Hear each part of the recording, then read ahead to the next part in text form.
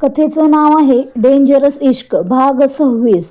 हॉस्पिटलमधील थरार आणि आरवीचा जीव घेणा धडा. एखाद्या दिवशी सांगून बघ, तुझ्यासाठी स्वतःला जाळून घेतलं नाही तर मी पण रामोरा नाही. आरवीचे हे शब्द ऐकून जुनून सुन्न झाली. आरवीने झुकून तिच्या ओठांवर एक हलका स्पर्श केला आणि तो बेडवरून उठून दरवाजाच्या दिशेने निघून गेला. जुनूनला माहीत होतं की तो नक्कीच सुकूनच्या तपासासाठी किंवा हॉस्पिटलला जात असेल. आरवी दारापाशी थांबला आणि मागे न वळताच म्हणाला, थोड्या वेळात संतोषी काकू जेवण घेऊन येतील. गुपचूप जेवण करून घे. जर तू जेवली नाहीस तर कोणालाच औषधं मिळणार नाहीत, लक्षात ठेव. असं म्हणून तो निघून गेला. जुनूनच्या डोळ्यात पुन्हा अश्रू वाहू लागले. ती आरवीने दाखवलेल्या त्या किळसवाण्या व्हिडिओबद्दल विचार करत होती. आपल्या लाडक्या बहिणीचं हे रूप तिला सहन होत नव्हतं. दुसरीकडे सिटी हॉस्पिटलच्या एमर्जन्सी वॉर्डबाहेर अव्वल उभा होता. डॉक्टर आज सुकूनवर उपचार करत होते. तिच्या मनगटावर खूप टाके पडले होते आणि रक्त गेल्यामुळे तिला रक्त चढवलं जात होतं. तितक्यात आरवी तिथे पोहोचला. तो अव्वलपाशी न थांबता थेट वॉर्डच्या आत गेला. सुकूनला आता शुद्ध आली होती. आरवीला समोर पाहून तिच्या चेहऱ्यावर एक विक्षिप्त हसू उमटलं. आरवी डॉक्टरांकडे बघत थंडपणे म्हणाला, तुम्ही ठीक आहात ना डॉक्टर? आरवीचा आवाज ऐकूनच डॉक्टरांची बोबडी वळली. ते थरथरत म्हणाले, तुम्ही माझी विचारपूस का करताय? आरवी हसून म्हणाला, म्हटलं एकदा तुमची चौकशी करावी. कारण जर तुम्ही फालतू लोकांचे जीव वाचवण्याच्या नादात स्वतःचा जीव धोक्यात घातलात तर तुमची अवस्था मी खूप वाईट करेन. समजलं ना तुम्हाला काय करायचंय ते? डॉक्टर घाबरून तिथून पळतच बाहेर गेले. डॉक्टर गेल्यावर सुकून तिरकस आवाजात म्हणाली, शेवटी तू माझ्याकडे आलास तर? आरवी उपहासाने हसला आणि म्हणाला, यावंच लागलं. मला वाटलं होतं तू माझ्या जानमसारखी निरागस असशील, पण तू तर तिच्या अगदी उलट निघालीस. ती एकीकडे आणि तू दुसरीकडे. तू तर तिच्या पायाच्या नखाचीही सर नाहीयेस. सुकून दात ओठ खात ओरडली, बकवास बंद कर. तिला जानम म्हणणं बंद कर. ती फक्त माझी बहीण आहे. तुझं तिच्याशी काहीही नातं नाही. तुझं जे काही नातं आहे ते फक्त माझ्याशी आहे. आरवी जोरात हसला आणि म्हणाला, जर मी हे नातं मानलं नाही तर आता काय दुसरं मनगट कापणार का? थांब, मीच तुला थोडी मदत करतो. असं म्हणत तो तिच्या अगदी जवळ आला आणि तिचं मनगट पकडलं. तिच्या हातावर ड्रग्ज टोचल्याच्या खुणा स्पष्ट दिसत होत्या. आरवी म्हणाला, कोणतं ड्रग्ज घेतेस? हेरॉईन. सुकूनचे हात झटकला आणि विचारलं, तुला काय करायचंय? आरवीने पुन्हा तिचं मनगट गच्च पकडलं आणि म्हणाला, मला खूप काही करायचंय. मला लोकांकडून ज्ञान घ्यायला आवडत नाही, पण ज्ञान द्यायला खूप आवडतं. म्हणून आज तुला एक कामाची गोष्ट शिकवतो. असं म्हणून त्याने शेजारच्या टेबलवरचा एक सर्जिकल चाकू उचलला. सुकूनचे डोळे भीतीपोटी विस्फारले होते. आरवी तिच्या मनगटावर चाकू टोचत म्हणाला, जिथे कापलं होतंस ना तिथून फक्त रक्त वाहतं. जर मरायचंच असेल आणि नस कापायचीच असेल तर इथे वार करायचा. असं म्हणत त्याने तिच्या मनगटावरच्या अगदी पुढच्या पॉइंटवर चाकू घट्ट दाबून धरला. सुकून वेदनेने विव्हळली. आरवी हसून म्हणाला, काय झालं? अजून तर मी काहीच केलं नाही ना. तू तर माझ्यासारखीच निघालीस. तुलाही ज्ञान घेण्यात अजिबात रस नाही. सुकून कळवळत म्हणाली, हो केलं मी नाटक. स्वतःची नस कापायची नव्हती मला, पण रक्त सांडलं ना. जर मी माझं स्वतःचं रक्त सांडू शकते तर कोणाचा जीव घ्यायला मला असा कितीसा वेळ लागेल? हे ऐकून आरवी पुन्हा जोरात हसायला लागला. त्याला असं हसताना पाहून सुकून चक्रावून गेली. अव्वलही तोवर आत आला होता. आरवी हसणं थांबवून सुकूनकडे रोखून बघत म्हणाला, तुला माहीत तरी आहे का? आरवी आता सुकूनला कोणतं भयंकर सत्य सांगणार? सुकून खरोखरच कोणाचा जीव घेणार आणि अव्वल तिथे का आला आहे? आरवीचे आव्हान आणि नरकाचा दरवाजा. तू एक नंबरची नीच मुलगी आहेस. तुझ्यासारखी बिनधास्त आणि निर्लज्ज मुलगी मी आजवर पाहिली नाहीये. पण तरीही मला तू आवडतेस, कारण तू आरवीला चॅलेंज केलंस आणि मला चॅलेंज देणारी माणसं खूप आवडतात. आरवीचा आवाज आता बर्फासारखा थंड झाला होता. तो सुकूनच्या डोळ्यात बघत म्हणाला, तुला वाटतं की माझ्या अस्तित्वाशिवाय तू माझ्या जानमचा जीव घेऊ शकतेस? चल, तुझं हे आव्हान मी स्वीकारलं. जर तू तिला थोडा जरी त्रास पोहोचवू शकलीस ना, तर हा आरवी तुझ्यासमोर नतमस्तक होईल. पण जर तू अयशस्वी ठरलीस तर ज्या क्लबमध्ये तू बार डान्सर म्हणून काम करायचीस ना, तिथे काम करण्याच्याही लायकीचीही तुला सोडणार नाही. आरवीचे हे शब्द ऐकून सुकूनच्या पायाखालची जमीनच सरकली. तिला समजले की आरवीने तिचा सगळा कच्चा चिट्टा बाहेर काढलेला आहे. आरवी उपहासाने हसून म्हणाला, तू कोणत्या ब्रँडची सिगरेट पिते? इथपासून ते तू आजवर किती मुलांचे बिछाने गरम केले आहेस, इथपर्यंतची सर्व माहिती माझ्याकडे आहे. आणि तुझी ती बहीण जिच्या डोळ्यांवर तुझ्या प्रेमाची पट्टी होती, ती आता माझं आयुष्य बनली आहे आणि तिची ती पट्टी मी कायमची काढून टाकली आहे. तुला जगण्याची एक संधी देतोय. सावरता आलं तर सावर, नाहीतर तुला तुझ्या मर्जीचं कारणही नशिबात लाभू देणार नाही. असं म्हणून आरवी तिथून बाहेर पडला. सुकून मात्र सुन्न होऊन त्याच्याकडे बघतच राहिली.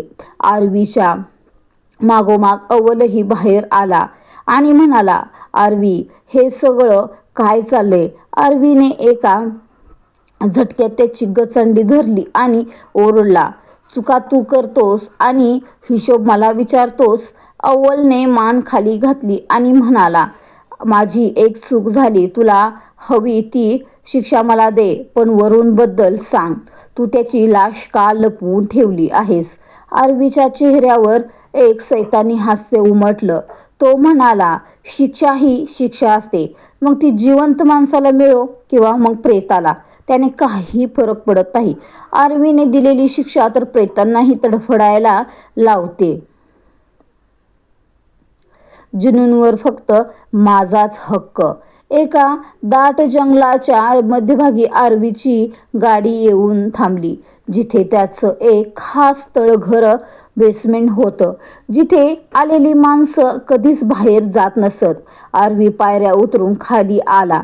समोरच वरूनचं प्रेत पाय वर आणि डोकं खाली अशा अवस्थेत टांगलेलं होतं. त्याला पाहून आरवीला शांत वाटण्याऐवजी अजूनच संताप येत होता, कारण त्याला वरूनची जिवंतपणी तडफडताना बघायचं होतं. अव्वलने जेव्हा वरूनची ती अवस्था पाहिली तेव्हा त्याच्या डोळ्यात दुःख साठलं, कारण वरून कधी काळी त्याचा मित्र होता. पण वरूनने जे घृणास्पद कृत्य केलं होतं त्यापुढे हे दुःख काहीच नव्हतं. आरवी त्या प्रेतासमोर उभा राहिला आणि ओरडला, याला इतक्या आरामात का टांगून ठेवलं? असं म्हणतात की ज्या प्रेतावर नीट अंत्यसंस्कार होत नाहीत त्यांचा आत्मा भटकत राहतो. ज्याने माझ्या जानमचा चैन हिरावून घेतला त्याच्या आत्म्याला मी शांत कसं होऊ देईन? त्याने आपल्या माणसांना इशारा केला. 2 माणसांनी लगेच वरूनचे दोन्ही पाय वेगवेगळ्या दोरीने बांधले आणि त्या समोरच्या 2 खांबांना अशा प्रकारे ताणून बांधल्या की वरूनचं शरीर मधून फाटल्यासारखं ताणलं गेलं. हे दृश्य इतकं भयानक होतं की मृत्यूलाही घाम फुटला असता. ही कथा फक्त मनोरंजनासाठी याच्यात प्लॉट ठेवलेला आहे, तर प्लीज याचा रिअल घटनेशी काही संबंध नाही, हे समजून घ्या. आता आरवी वरूनच्या प्रेताचा असा कोणता भयानक हिशोब करणार? सुकून आरवीचं चॅलेंज कसं पेलणार? आणि या सुडाच्या आगीत जुनूनचं काय होणार? आता पाहूया चला. आणि ही कथा फक्त मनोरंजनासाठी आहे, याची नोंद घ्या सर्वांनी प्लीज. आरवीचा अघोरी न्याय आणि जुनूनवरील वेडे प्रेम. अव्वल आरवीजवळ आला आणि त्याला थांबवत म्हणाला, मित्रा बस कर, हे सगळं तो मेला आहे, आता हे करून काय फायदा. आरवीने त्याच्याकडे बेफिकीरपणे पाहिले आणि शांतपणे म्हणाला, तू याला जिवंत कर, मग मी हे सगळं थांबवतो. जा.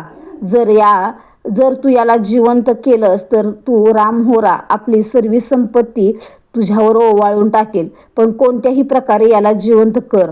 अव्वल लगेच म्हणाला, आरवी, तुला माहीत आहे की मेलेली माणसं कधीच परत येत नाहीत. हे ऐकताच आरवीचा चेहरा रागाने थरथरू लागला आणि तो ओरडला, हेच तर दुःख आहे की मेलेली माणसं पुन्हा जिवंत होत नाहीत. असं म्हणत तो उजव्या बाजूच्या खांबाकडे गेला, जिथे वरूनचा एक पाय बांधला होता. त्याने ती दोरी इतक्या जोरात खेचली की वरूनचा एक पाय त्याच्या शरीरापासून वेगळा होऊन खाली लटकला. अव्वलने लगेच मान फिरवली. वरूनच्या प्रेताचा उग्र वास सुटला होता, पण आरवी मात्र त्याच्या अगदी समोर उभा राहून म्हणाला, जर तू माझ्या समोर जिवंत असतास ना, तर मी तुला दाखवलं असतं की बलात्कार काय असतो. एखाद्या मुलीच्या इच्छेशिवाय तिच्यावर जबरदस्ती करणं काय असतं, आणि तेही माझ्या जानमसोबत. आरवीचा संताप हा वाढतच होता, पण त्याने आता डाव्या बाजूच्या खांबाची दोरी खेचली आणि वरूनचा दुसरा पायही शरीरापासून वेगळा झाला. वरूनचं हे अर्धवट प्रेत आता दोरीला लटकत होतं, जे पाहून कोराचीही शुद्ध हरपली असती. आरवीने वरूनच्या प्रेताचा चेहरा हातात धरला आणि म्हणाला, तू माझा मित्र होतास, माझं काम करायचास, पण मी तुला कधीच नोकर समजलं नाही. तुला हवं ते करण्याची मुभा दिली होती, पण तू बलात्कार करायला नको होतास. असं म्हणत त्याने जोरात वरूनची मान पिरगाळली आणि चाकूने त्याचं धड मानेपासून वेगळं केलं. वरूनचं धड जमिनीवर पडताच आरवीने त्याला लाथ मारली. अव्वल धावतच आला आणि आरवीला मिठीत घेत म्हणाला, मित्रा, हे थांबव. याने तुझ्या जानमला न्याय मिळेल का? जे जिवंत आहेत त्यांना शिक्षा दे. वरूणसोबत अजून 3 लोक होते ना, त्यांनीच तर वरूणला मारलं असणार. आपण त्यांचा शोध घेऊया. आरवीने अव्वलला झटकले आणि म्हणाला, तुला काय वाटलं? मला माहीत नाही. मला खात्री आहे की त्या तिघांपैकीच कोणीतरी वरूणला मारलेलं आहे, पण त्यांना वाटलं असेल की वरूणला मारून हा किस्सा संपला. पण ही तर फक्त सुरुवात आहे. रामहुराच्या हातातून वरूण वाचला नाही तर ते लोक तरी कसे वाचतील? माझ्या जानमची शपथ, त्यांची मुंडकीही मी अशा प्रकारे धडावेगळी करीन. आरवीच्या डोळ्यात सुडाची आग मात्र खूप भडकत होती. बेसमेंटमधून बाहेर आल्यावर त्याने आपल्या माणसांना वरूणचं प्रेत गिधाडांना खायला टाकायला सांगितलं. आता त्याच्या डोक्यात फक्त ते 3 नराधम फिरत होते. तो अव्वलला म्हणाला, मला वरूणच्या गेल्या 1 महिन्याची कॉल हिस्ट्री आणि त्याने हाताळलेल्या सर्व डील्सची माहिती आत्ताच्या आत्ता हवी आहे. अव्वल म्हणाला, ठीक आहे, मी सर्व माहिती देतो, पण आता तू हॉस्पिटलला जाणार की ब्लॅक मून विलावर? आरवीने तिरकस नजरेने विचारलं, का? तुला ॲडमिट व्हायचंय का? हवं असेल तर तुझे 2-4 हाडं इथेच मोडतो. अव्वल म्हणाला, माझा अर्थ असा होता की जिथे सुकून आहे तिथे सुकून आहे. आरवी गाडी चालवताना थंडपणे म्हणाला, तिच्या जगण्या मरण्याने मला काहीच फरक पडत नाही. इतक्या सहजासहजी ती मरणार नाही, कारण तिचा मृत्यू माझ्या हातूनच लिहिला गेलाय. अव्वल हळूच पुटपुटला, ती जुनूनची बहीण आहे. आरवी निर्विकारपणे म्हणाला, जुनूनवर फक्त माझाच हक्क आहे. तिला पाहण्याचा हक्कही मी कोणाला देणार नाही. आता आरवी त्या 3 गुन्हेगारांचा शोध कसा घेणार? सुकून शुद्धीवर आल्यावर आरवी तिला कोणती शिक्षा देणार आणि जुनून या नरकातून स्वतःला कसं वाचवणार? सुकूनचा भयानक गृहप्रवेश आणि तुटलेली नाती पाहूया. आरवीने अचानक गाडीला ब्रेक लावला आणि तो अव्वलला न बघताच म्हणाला, जे लोक मला इरिटेट करतात ते मला अजिबात आवडत नाही. आता चालता हो, अव्वल वैतागून म्हणाला, अरे पण मला या जंगलाच्या वाटेत का सोडतोयस? बाहेर हायवेवर तरी सोड ना. आरवी पुन्हा गरजला, स्वतः उतरतोयस की धक्के मारून बाहेर काढू? अव्वल निमूटपणे गाडीतून उतरला. आरवीने गाडी ब्लॅक मून विलाच्या दिशेने वळवली. अव्वल जाता जाता पुटपुटला, तुझं डोकं कधी शांत होणार काय माहिती, पण तुझा हा राग जुनूनवर काढू नकोस, ती खूप नाजूक आहे. आरवीच्या डोळ्यात जुनूनसाठी काळजी स्पष्ट दिसत होती, पण त्याचा स्वभाव बदलणं मात्र कठीण होतं. काही वेळाने ब्लॅक विन मुलामध्ये एक मुलगी शिरली. ती दुसरी तिसरी कोणी नसून सुकूनच होती. तिने सरळ आत येत हरिकाकांना जोरात विचारलं, जुनूनची खोली कोणती आहे? हरिकाका गोंधळून म्हणाले, पण तुम्ही कोण? सुकून क्रूरपणे हसून म्हणाली, लवकरच समजेल तुम्हाला, पण फक्त तिची खोली सांगा. काकांनी वरच्या मजल्याकडे बोट दाखवताच सुकून वेगाने पायऱ्या चढून वर गेली. तिकडे जुनून आपल्या खोलीत बेडवर बसून हातावरच्या मेहंदीकडे बघत होती. आरवीचं नाव मेहंदीमध्ये खूप गडद रंगलं होतं, पण आपल्या नशिबात नक्की काय लिहिलं याचा विचार करून तिचे डोळे भरून आले होते. तिला सुकूनचीही काळजी वाटत होती. तितक्यातच कोणीतरी जुनूनचं मनगट गच्च धरून तिला वर खेचलं. समोर सुकूनला बघून जुनून मात्र थक्क झाली. ती अडखळतच म्हणाली, तू इथे सुकून? तू तू तू इथे? सुकून, तुझी तब्येत ठीक आहे ना? तुझं मनगट? जुनूनचं बोलणं पूर्ण व्हायच्या आत सुकूनने तिला झटकलं. सुकून ओरडली, किती छान नाटक करतेस ग तू. तुला माझी काळजी वाटत होती, मग इथे बसून काय करत होतीस? हॉस्पिटलला तू का आली नाहीस? पण तू का येणार ना, कारण जर तू तिथे आली असतीस तर या आलिशान बेडवर बसण्याची आणि या घरात राहण्याची संधी तुझ्या हातातून निसटली असती ना. तुला वाटलं मला तुझं नाटक समजत नाहीये? जुनूनने हिमतीने उत्तर दिलं, मी कोणतंही नाटक केलेलं नाहीये सुकून. नाटक तर तू करत होतीस, उलट तू माझ्याशी विश्वासघात केला. मी दिवस रात्र तुझ्यासाठी रडत होते की मामा मामींनी तुला कोणत्या हॉस्टेलमध्ये ठेवलं असेल, तू सुखात असशील की नाही. पण तू काय केलंस? आई बाबांचे संस्कार विसरून तू इतकी नीच कृत्य केलीस. हे ऐकून सुकून जोरात हसायला लागली. तिला असं हसताना पाहून जुनूनला धक्काच बसला. सुकून हसणं थांबवून म्हणाली, आपल्या दोघांमध्ये हीच समस्या होती. तू अगदी भेंज टाईप आहेस, जिला फक्त रडणं आणि स्वयंपाक करणं येतं.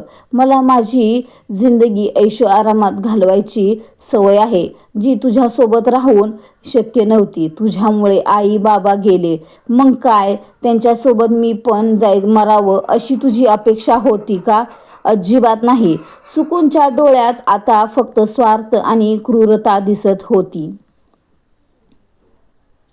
आता सुकून या घरात राहून जुनूनचं आयुष्य कसं नरक बनवणार? आरवी घरी आल्यावर सुकूनला पाहून काय करणार? आणि जुनून आपल्या बहिणीचं हे रूप स्वीकारू शकेल का? पुढील सर्व जाणून घेण्यासाठी आपल्या चॅनलला सबस्क्राईब करा आणि बेल आयकॉन प्रेस करा. कमेंट करायला विसरू नका. मला पाहायचं आहे किती नवीन मेंबर कमेंट्स करतात. तुमच्या कमेंट्सनी मला खूप प्रोत्साहन मिळतं, तर प्लीज कमेंट करत राहावा आणि लवकरच भेटू एका नवीन भागासह. तोपर्यंत बाय.